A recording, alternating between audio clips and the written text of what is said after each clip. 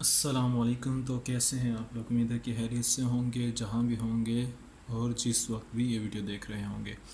तो physics section में आज हम करने जा रहे थे न्यूटन लॉ ऑफ ग्रेविटेशन। इससे पहले हमने न्यूटन के 3 लॉज किए थे।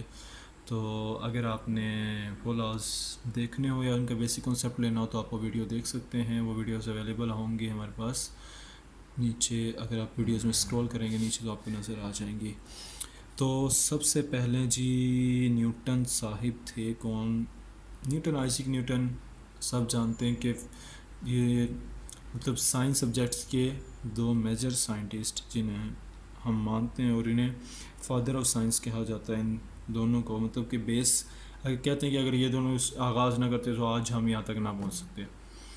तो न्यूटन की स्टोरी आपने सुनी होगी, वो जो सेब दरख्त से गिरा और सर पे लगा तो बत्ती जागी और बंदे को याद आया कि भाई ये नीचे क्यों आया, ऊपर क्यों नहीं गया। तो उससे इसने लॉज फाइंड किए और न्यूटन लॉ ऑफ ग्रेविटेशन इसने फाइंड कर लिया। तो आज हम देखते हैं न्यूटन लॉ ऑफ ग्रेविटेशन है क्या। तो अकॉर्डिंग टू न्यूटन ये कहते हैं भाई कि अगर दुनिया में कोई भी चीज़ें हैं, दो ऑब्जेक्ट्स, ठीक है, एक मैं सपोज करूँ ये ऑब्जेक्ट और एक मैं सपोज कर रहा हूँ ये ऑब्जेक्ट, ये सेंटर्स, ये दोनों के दरमियान में अगर सेंटर्स का डिस्टेंस में लूँ को ये चलें डी से रिप्रेजेंट करते हैं जी। डी से रिप्रेजेंट कर दिया मैंने डिस्टेंस। इस मैस को मैं m1 कह रहा हूँ, इस मैस को मैं कह रहा हूँ m2, ठीक है। तो न्यूटन कहता है कि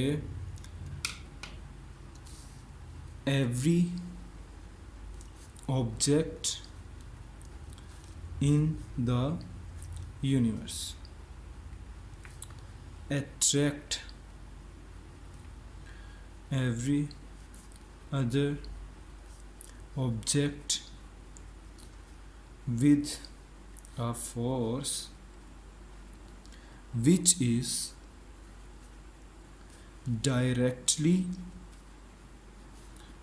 proportional to the product of their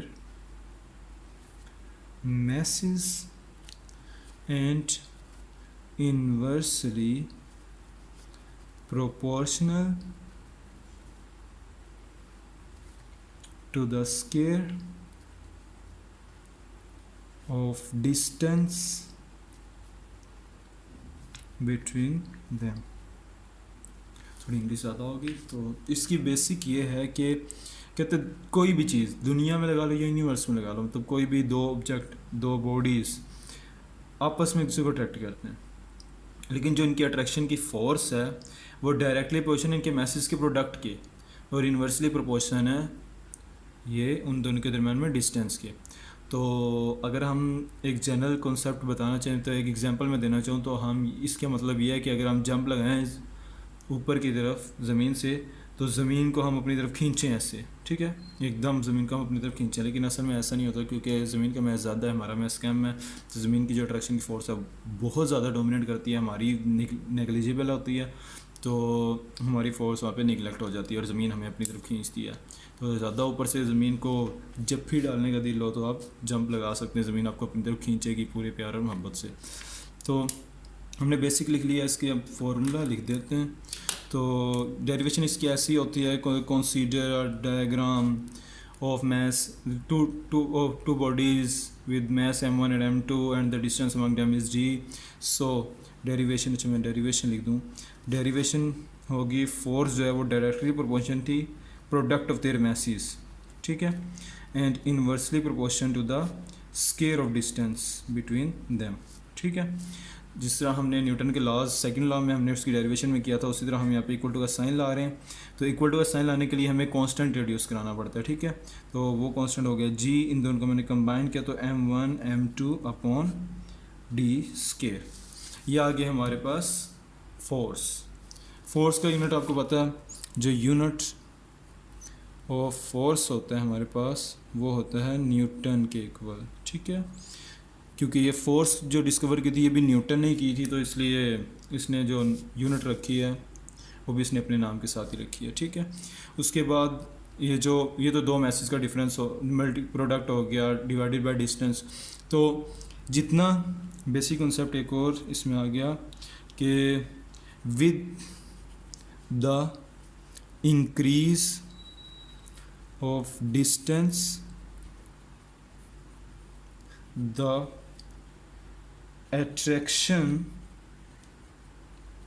forces will decrease। ठीक है, इन्वर्स रिलेशन है, मतलब कि अगर ये ज़मीन है, आप ज़मीन के थोड़ा करीब थे, उसने अट्रैक्ट किया एक फोर्स के साथ, थोड़ा और दूर गए, थोड़ी कम फोर्स, जाते जाते आप स्पेस में निकल जाते हो, ये उसकी जो हमारी फील्ड थी ग्रेविटेशनल फील्ड, उससे आप बाहर निकल गए, स्पेस में निकल गए, तो फिर ये अर्थ हमें अपनी तरफ अट्रैक्ट नहीं करेगी। जो हमारे पास अट्रैक्शन की फ़ोर्स हो जाएगी आउट ऑफ फील्ड जो है, वो अट्रैक्शन फोर्स जो है वो ज़ीरो हो जाएगी हमारे पास। ठीक है, तो ये तो हो गया हमारे पास फोर्स की यूनिट।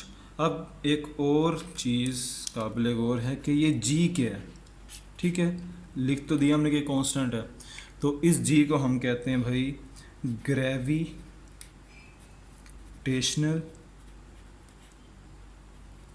कांस्टेंट। ठीक है, ये ग्रेविटेशनल कांस्टेंट है। अब ग्रेविटेशनल कांस्टेंट, अब आपने एक चीज़ कंफ्यूज नहीं करनी, ये कैपिटल जी एक डिफरेंट चीज़ है और एक स्मॉल जी ये डिफरेंट चीज़ है। ठीक है, कैपिटल जी की वैल्यू होती है 6.673 इंटू 10⁻⁻11 न्यूटन मीटर स्क्वायर पर किलोग्राम स्क्वायर। ठीक है, ये हमारे जी की वैल्यू है, ये मैं सर्कल कर दूं ताकि आप कंफ्यूज ना हो। ये हमारे जी है, ग्रेविटेशनल कांस्टेंट की वैल्यू है, और ये ग्रेविटेशनल एक्सेलरेशन है। ठीक है, इसको हम कहते हैं जी ग्रेविटेशनल एक्सेलरेशन। ठीक है, और इसकी जो वैल्यू होती है वो तो 9.8 मीटर पर सेकंड स्क्वायर होती है, और इसको हम जनरली जो लिखते हैं वो होती है 10 मीटर पर सेकंड स्क्वायर। ठीक है, हम अक्सर जो न्यूमेरिकल्स वगैरह में यूज़ करते हैं। तो ये था आज का एक सिंपल सा topic, Newton law of gravitation. ठीक है, दो मैसेज के दरमियान उसने कहा न्यूटन ने कि जितने भी बॉडीज़ हैं इस यूनिवर्स में एग्जिस्ट करती हैं, तो कोई भी दो बॉडीज़ अगर हम कंसीडर करें तो आपस में एक दूसरे को अट्रैक्ट करती हैं। वो अट्रैक्शन की फोर्स जो डायरेक्टली पोर्शन होती है उनके मैसेज के प्रोडक्ट के, और इन्वर्सली पोर्शन होती है उनके डिस्टेंस के स्क्वायर के। उनको हमने कंबाइन किया, एक कांस्टेंट ऐड किया इक्वल टू लगाने के लिए, तो जी कांस्टेंट आ गया। जो जी है वो होता है ग्रेविटेशनल कांस्टेंट। कैपिटल जी और स्मॉल जी को हमने कंफ्यूज नहीं करना, मैं फिर बता रहा हूँ। जो कैपिटल जी है वो कांस्टेंट है, उसकी वैल्यू है 6.673 10⁻⁻11 न्यूटन मीटर स्क्वायर पर किलोग्राम स्क्वायर। और जो स्मॉल जी है वो ग्रेविटेशनल एक्सेलरेशन होता है, उसकी जो वैल्यू होती है 9.8 मीटर पर सेकंड स्क्वायर होती है, जिसको हम 10 मीटर पर सेकंड स्क्वायर भी लिखते हैं। तो आज का लेक्चर इतना ही था। आप इस पेज को क्लियरली देख सकते हैं कि ये HD में वीडियोस होती हैं सारी हमारी, तो आप इसीलिए देख सकते हैं। तो इंशाल्लाह नेक्स्ट वीडियो में एक नए टॉपिक के साथ हम फिज़िक्स के सेक्शन में भी मिलेंगे। तब तक के लिए बाकी वीडियोस भी देखिए। बाकी सब्जेक्ट हम टेंसेस करवा रहे थे, कुछ इंजीनियरिंग रिलेटेड मटेरियल था, कुछ फिज़िक्स के रेजिस्टेंस वगैरह थे, और कुछ न्यूटन के लॉस हैं। तो आइंदा भी हम इस तरह के टॉपिक्स करते रहेंगे जो हमारे पास कोर टॉपिक्स हों। तो तब तक के लिए अल्लाह हाफिज़। लास्ट में लाइक कीजिए, सब्सक्राइब कीजिए और दोस्तों के साथ शेयर भी कीजिए।